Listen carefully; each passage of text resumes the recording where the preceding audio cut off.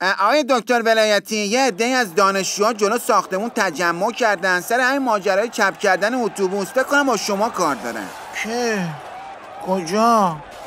با من کار دارن؟ فکر نمی‌کنم چون دارن شعار میدن قاتل بیا بیرون. احتمالاً یه قاتلی، جنایتکاری، چیزی اومده وارد ساختمون شده. برو پیداش کن، بگو بره دم در ببینه چی کارش دارن. خب آخه آقای دکتر، قاتل تو ساختمون اینجا چی کار داره؟ فکر کنم با شما کار دارن ها. ببین دارن میگن ای مسئول بی غیرت یالا بیا بیرون، یه هم چیزی. جانم با من چی کار دارن آخه؟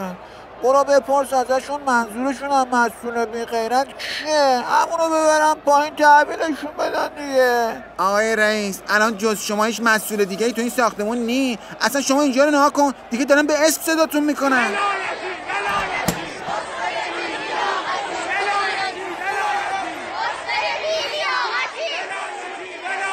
آقا چیشی رو من کار دارن؟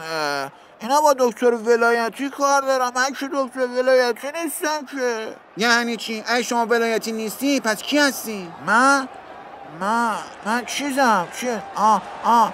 من یه پرندم، آرزو دارم تو باغم باشی.